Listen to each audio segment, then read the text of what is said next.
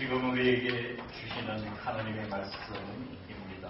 구약성경 창세기 6장 1절에서 8절까지 말씀입니다. 사람이 땅 위에 번성하기 시작할 때에 그들에게서 딸들이 나니 하나님의 아들들이 사람의 딸들의 아름다움을 보고 자기들이 좋아하는 모든 여자를 아내로 삼는지라. 여호와께서 이르시되 나의 영이 영원히 사람과 함께하지 아니하리니 이는 그들이 육신이 되리라. 그러나 그들의 날은 120년이 되리라 하시니라.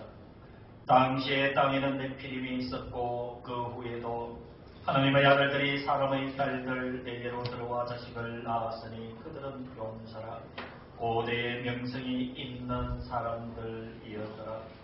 여호와께서 사람의 죄악이 세상에 가득함과 그의 마음으로 생각하는 모든 계획이 항상 악할 뿐임을 보시고 땅 위에 사람을 지으셨음을 한탄하사 마음에 근심하시고 이르시되 내가 창조한 사람을 내가 주변에서 쓸어버리되 사람으로부터 가축과 기는 것과 공중의 새까지 그리하리니 이는 내가 그것을 지었음을 한탄함이니라 하시니라.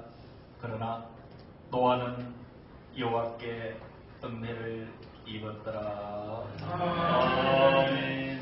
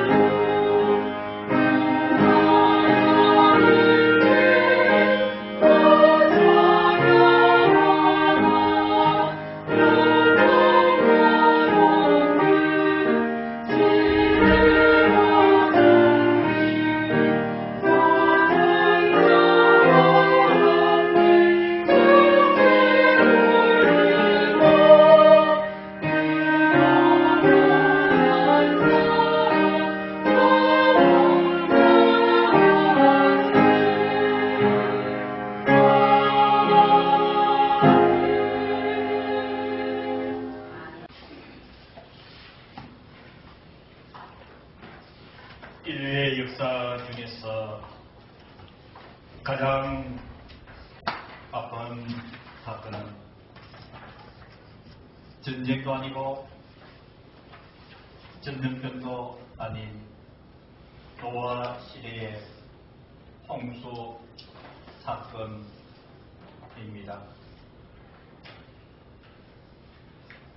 하나님께서 아담과 하와를 통해서 첫 인류를 만드시고 번성하여 가는 때에 하나님은 오늘 본 말씀은 창세기 6장 5절에 여호와께서 사람의 죄악이 가득 세상에 가득함과 그의 마음으로 생각하는 모든 계획이 항상 악할 뿐임을 보시고 땅 위에 사람 지으셨음을 한탄하사 마음에 근심하시고 이렇게 말씀을 하고 계십니다.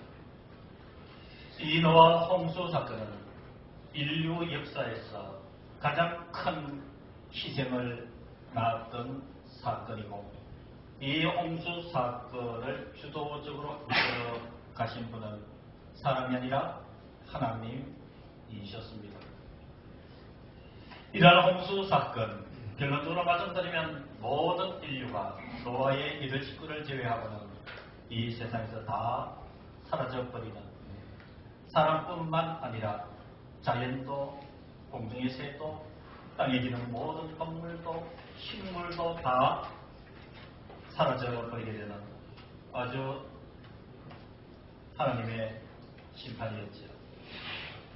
이런 홍수 사건을 앞두고 하나님께서 사용하시는 경이로운 용어가 한 가지가 있습니다. 내가 창조한 사람을 내가 지면에서 쓸어버리되 사람으로부터 가축과 기는 것과 공중의 새까지 그리하리니 이는 내가 그것들을 지었음을 한탄함이니라 라고 하시는 한탄 어린 하나님, 바로 노아의 홍수를 앞둔 그 시점에서 하나님께서 사용하시는 경이로운 용어가 단어가 한 가지 있는데 그것이 은혜라고 하는 두 글자입니다. 8절에 그러나 노아는 여호와께 은혜를 입었더라 라고 성경에 기록하고 있습니다. 예, 사랑하는 성도 여러분, 많은 사람들을 이렇게 세우는 것이 하나님의 은혜입니다. 많은 사람에게 소망을 주는 하나님의 도구가 은혜입니다. 여러분, 성경에는 이 은혜라는 용어를 제가 찾아보니까 324번을 사용해요. 성경에 은혜라는 용어가 324번이 사용된다 그 말이지. 여러분, 이러한 수백 번의 은혜 사용되는 은혜 가운데서 가장 첫 번째 사용되는 은혜가 바로 오늘 본문 8절에 노아는 여호와께 은혜를 입었더라. 노아에게 가장 먼저 은혜라는 용어를 사용하고 있는 것은 매우 중요합니다. 이런 은혜는 헬라어로 카리스라고 하는 용어를 쓰는데요. 자, 은혜가 뭐냐 먼저 알아야 되겠죠. 은혜라고 하는 것은 받을 자격이 없는 사람에게 값없이 주어지는 하나님의 선물이에요. 정리하면 이렇습니다. 나는 받을 자격이 전혀 없는데 하나님이 값없이 그저 주시는 선물, 그게 카리스라고 하는 은혜의 뜻이지요. 여러분, 대표적인 사례가 인간은 죄로 말미암아서 하나님과 단절되어 버렸습니다. 하나님이 하나님의 형상대로 사람을 지으셨지만 죄가 가로막아서 하나님과의 관계가 끊어졌다 이 말입니다. 그런데 하나님께서 그것을 이어주셨습니다. 구원시켜 주셨습니다. 생명을 주셨습니다. 그것이 바로 하나님의 은혜라는 것이지. 구약에 보면은 서두에도 말씀드렸다시피 가장 먼저 사용되는 은혜. 그러나 노아는 여호와께 은혜를 입었더라. 죄악으로 가득한 세상에서 하나님 노아에게 은혜를 베풀어 주십니다. 모두가 물에 잠겨 다 사라지고 말지만 이 하나님의 은혜, 즉 노아에게 주시는 이 하나님의 은혜는 아담 이후에 다시금 인류의 대를 이어가시는 하나님의 계획의 도구로 쓰임을 받는 이런 놀라운 은혜인 줄로 믿습니다. 사랑하는 성도 여러분, 이 노아가 은혜를 받았다라고 하면은 우리가 정리해야 될 중요한 문제가 먼저 한 가지가 있습니다. 자, 그럼 이렇게 생각하면은 약간의 오류가 있을 수가 있어요. 아, 노아에게 뭔가가 있어서 하나님께서 은혜를 베풀어 주신 것 아닌가. 노아가 하나님에게 어떤 잘 보인 것이 있기 때문에 하나님이 특별히 노아에게만 은혜를 베풀어 주신 것 아닌가라고 접근해도 틀린 것은 아니지만 부족함이 있습니다. 앞에도 얘기했던 성경에서 은혜라고 하는 것은 나는 받을 자격이 전혀 없지만 하나님께서 선물로 주신 것이라. 출애굽기 33장 19절에 보면 매우 정확하게 은혜에 대해서 설명해 주고 있습니다. 은혜는 전적으로 인간의 공로 때문에 얻어지는 것이 아님을 성경은 출애굽기 33장 19절에 이렇게 말씀하고 있습니다. 나는 은혜 베풀 자의 나는 은혜 베풀자 하는 자에게 은혜를 베풀고 긍휼히 여길 자에게 긍휼을 베푸느니라. 이게 무슨 얘기입니까? 하나님이 주권이 있는 것이에요.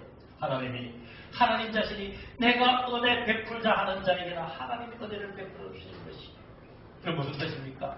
내가 은혜를 받을 자격이 있어서가 아니라 하나님이 보시고 은혜를 베풀 자에게 은혜를 베풀어 주시고 긍휼히 여길 자에게 긍휼을 베풀어 주십니다.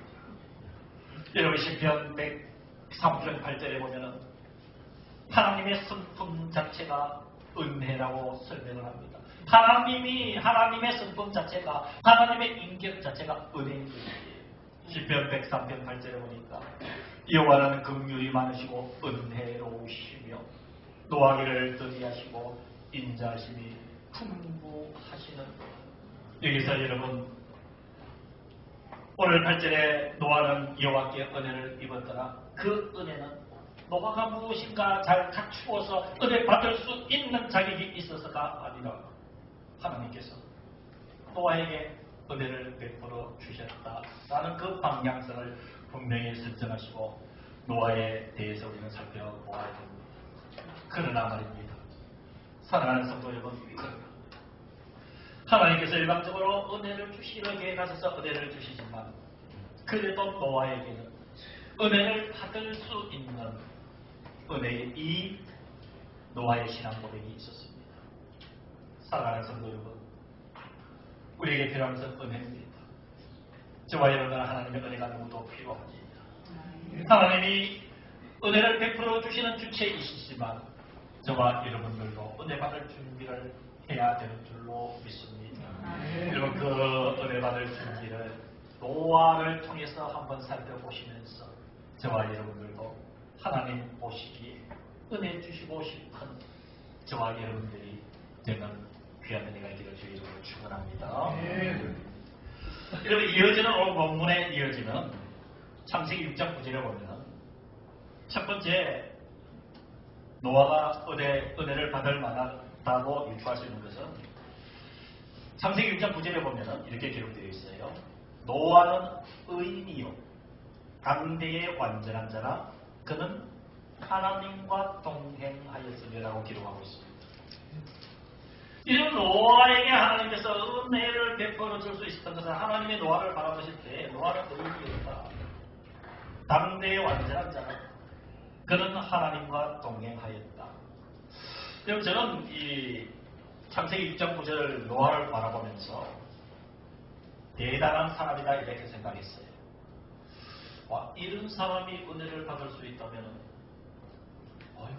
저 같은 사람은 도저히 은혜를 받을 수 없는 사람이구나 하는 생각이 문득 들었어요. 그래서 창세기 6장 9절을 다시 기도하고 엎드려 묵상을 해봤습니다. 묵상을 해보니까 노아는 의인이요 노아의 어떤 뛰어난 것을 얘기하는 것이 아니에요. 오 당대의 완전한 자라 성경에서 노아를 이렇게 칭송을 해요. 대단한 줄 알았는데 대단한 것이 아니에요. 가장 중요한 것은 하나님과 동행하였다는 사실인 것이에요. 사랑하는 성도 여러분, 하나님과 동행하였기 때문에 힘들어도 기쁘도 슬프도 어려워도 하나님과 동행하였기 때문에 하나님이 불러주신 이름이 의인인 것인 줄로 믿습니다. 사랑하는 성도 여러분, 이 세대의 하나님은 저와 여러분들을 누구라고 부르고 계십니까? 하나님은 사랑하는 성도 여러분들을 이 세상 가운데 어떠했든지 예수 그리스도를 믿고 하나님을 동행하기를 기뻐하여 이 자리에 예배자로 서 있는 여러분들을 하나님은 의인이라 부르고 계시는 줄로 믿으시기를 주의 이름으로 간절히 축원합니다. 노아의 시대가 고대 중에도 고대입니다. 우리가 역사적으로 상상할 수 없는 이전 세대입니다. 그때도 죄악이 너무도 세상에 가득했습니다. 여러분, 이 시대와 다를 바가 전혀 없는 것이지요. 노아의 시대에도 오늘 본문 5절에 의하면 그의 마음으로 생각하는, 인간들의 마음으로 생각하는 모든 그의 악할 뿌림을 보시고, 여러분, 이 시대도 그렇지 않습니까? 죄악이 가득합니다. 사람들의 생각하는 마음으로 생각하는 것들, 계획하는 것들이 얼마나 악한지 모릅니다. 하나님께서 노아 시대에도 땅 위에 사람을 지으셨음을 한탄하고 마음에 근심하시고, 내가 창조한 사람을 내가 지면에서 썰어버리되 사람으로부터 가축과 기는 것과 공중의 새까지 그리하리니 이는 내가 그것들을 지었음을 한탄합니다. 하나님의 마음이 이것입니까? 여러분, 그 시대의 하나님의 마음이 이 시대에 없으시겠습니까? 이 시대에 더하면 더했지, 하나님의 이 한탄하는 마음은 더 깊고 더 깊을 줄로 압니다. 그러함에도 그러한 이 시대에, 과거의 노아 시대에 노아가 참으로 하나님과 동행하였던 거죠. 저와 여러분들이 이 시대가 아무리 왜곡되고, 이 시대가 아무리 타락하고, 이 시대가 아무리 희망이 없는, 하나님께서도 한탄할 수 있는 시대라 할지라도 하나님과 동행하는 여러분들이 시대의 희망인 줄로 믿습니다. 아멘. 그래서 저와 여러분들이 노아 시대의 노아가 은혜받았던 것처럼 여러분들에게 하나님의 은혜가 충만하시기를 주님의 이름으로 축복합니다. 아멘. 창세기 6장 22절에 또 한 모습을 노아를 통해서 보여줍니다. 창세기 6장 22절에 보시면, 노아가 그와 같이 하여 하나님이 자기에게 명하신 대로 다 준행하였더라. 여러분, 이 말씀의 배경이 무엇일까요? 여러분, 창세기 6장 9절 이하에 보면 하나님께서 노아 방주를 어떤 모습으로, 어떤 크기로 어떻게 지으라고 말씀을 해주셔요. 하나님이 노아에게 이 세상을 다 멸할 거니까, 물로 심판할 거니까 120년 뒤에 내가 행하리라. 그럼 몇 년을 기회를 주신 거예요? 120년의 시간을 노아에게 주시는 것이에요. 이 말씀의 의미는 뭐냐면, 지금부터 120년 뒤에 물로 심판할 것이니까 너는 그 120년 동안 너 부부와 세 아들과 며느리들 8식구가 큰 배를 만들어야 돼요. 나무로. 길이가 135m, 폭이 20m, 높이가 13m.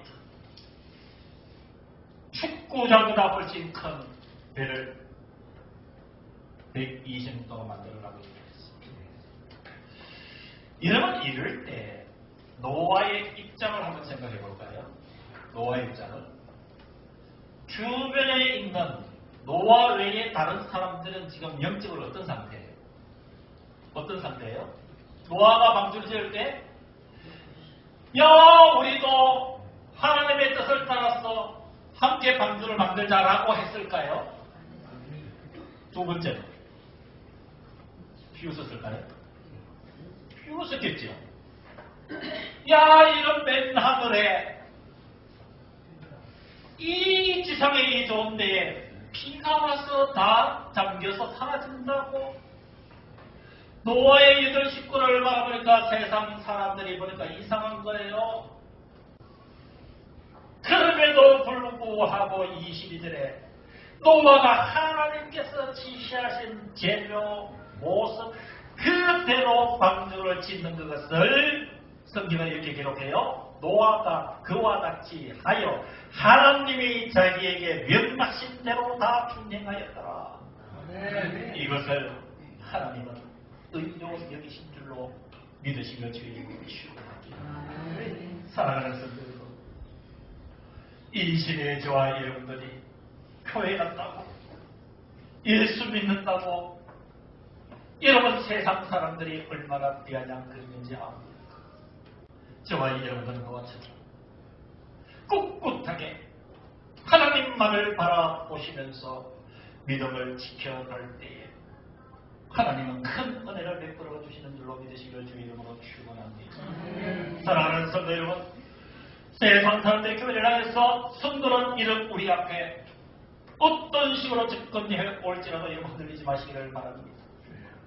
여러분이 이러한 시대에서는 더욱더 십자가 용서하고 굳건하게 서서 하나님께서 저와 여러분들에게 주신 말씀을 차근차근 한 가지 실행해 감으로 인하여서 하나님의 은혜를 드리는 우리가 되어야 될 줄로 믿습니다.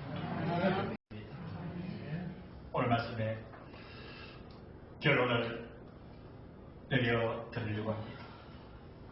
사랑하는 성도 여러분, 성경에는 신약 성경에도 은혜에 대한 문제를 많이 거론하고 있습니다. 요한복음 1장 14절 이하에 예수 그리스도 안에서 은혜가 충만하다고 말씀해주고 있습니다. 말씀이 육신이 되어 우리 가운데 거하심에 은혜와 진리가 충만하더라. 우리가 다 그의 충만한 데서 받으니 은혜 위에 은혜로다. 저와 여러분들이 구원을 받고 살아가는 이 값진 구원의 은혜도 전적으로 우리의 공로가 있어서가 아니라 하나님의 은혜로 이루어진 것을 로마서 3장 23절 24절에 이렇게 기록하고 있습니다.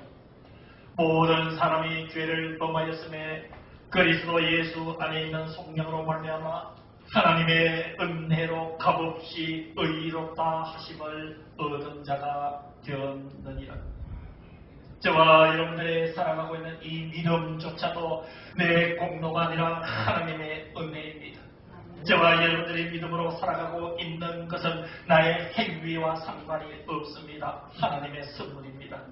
에베소서 2장 8절 9절에 너희가 그 은혜에 의하여 믿음으로 말미암아 구원을 받았으니 이것은 너희에게서 난 것이 아니요 하나님의 선물이라 행위에서 난 것이 아니라고 말씀해 주셨습니다.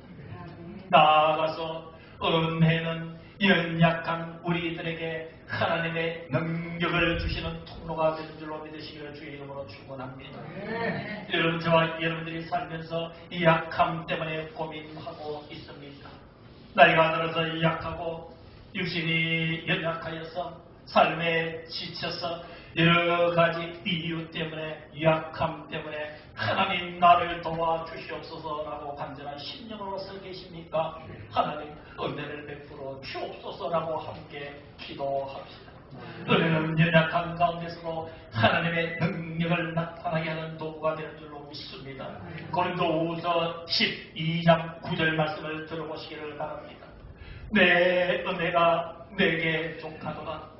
이는 내 능력이 약한 데서 온전하여 치밀이라 그랬습니다. 하나님의 이 은혜는 나는 약하고 약하지만 하나님의 은혜는 온전하여 능력으로 우리 가운데 나타납니다. 이렇게 하나님의 은혜는 값없이 주어지는 것입니다. 우리를 구원과 거룩함으로 이끌어 주십니다. 이 연약함 속에서 능력이 되어주시는 것이 은혜입니다. 하나님의 선물 중에 선물입니다. 그 은혜 속에서 살기를 원합니까? 그 은혜 가운데 살기를 원합니까? 어느 찬양 사역자의 고백자 은혜 아니면 살아갈 수가 없네. 은혜 아니면 살아갈 수가 없네 라는 고백으로 우리의 약함을 인식하고 간절한 마음으로 하나님 은혜를 베풀어 주옵소서 라고 기도하기를 원합니다. 이 말씀을 기억하십시오. 히브리서 4장 16절 말씀을 기억하시고 말씀을 따라 삽시다. 그러므로 우리는 긍휼하심을 받고 때를 따라 돕는 은혜를 얻기 위하여 은혜의 보좌 앞에 담대히 나갈 것이라 말씀을 해주고 있습니다. 사랑하는 성도 여러분, 지금 저와 여러분들에게 필요한 것은 권세도 아닙니다. 세상적인 풍요도 아닙니다. 물질도 아닙니다. 세상이 주는 그 어떤 가치도 아닙니다. 우리들에게 필요한 것은, 우리들에게 가장 필요한 것은 하나님의 은혜입니다. 이 은혜를 받기 위하여 저와 여러분들은 이 말씀을 기억해야 됩니다. 우리는 긍휼하심을 받고 불쌍히 여겨주시는 그분의 은혜로 때를 따라 돕는 하나님의 은혜를 얻기 위하여 저와 여러분들의 삶에 그렇게 인간들이 그때마다 받아 살아야 될 생명과 같은 그 은혜를 얻기 위하여 은혜의 보좌 앞에, 하나님이 계시는 하나님의 그 보좌 앞에 담대히 나아갈 것입니다. 우리는 나아갈 수가 있습니다. 하나님의 그 보좌에 나아갈 수가 있습니다. 담대히 나아갈 수가 있습니다. 예수 그리스도를 믿기 때문에, 예수 그리스도의 십자가를 통하여서 하나님의 보좌로 우리를 이끌어 주시기 때문에 성도는 이렇게 은혜의 보좌 앞으로 담대히 나갈 수가 있는 것입니다. 창세기 1장 2절은 태초에 하나님이 진리를 창조하시니라고 시작됩니다. 그러면 이 성경 마지막 절에는 어떤 말씀이 남겨져 있을까요? 요한계시록 22장 21절에 주 예수의 은혜가 모든 자에게 있을지어다 아멘 하고 기록되어 있습니다. 그 일을 아십니까? 바로 하나님이 은혜의 주체시고 우리는 은혜를 받고 사수했습니다. 기도하겠습니다. 이제는 우리 주 예수 그리스도의 은혜와 하나님 아버지의 크신 그 사랑하심과 성령 하나님의 위로 교제의 교통 역사하심이 35번째 주일 예배를 드린 사랑하는 성도들과 함께 예배를 드리지 못한 모든 성도들, 우리 믿음의 대상교회 공동체 신령 영원 생명 가정 속에 주님의 이 교회 위에 영원토록 함께하여 주시기를 간절히 축원하옵나이다. 아멘.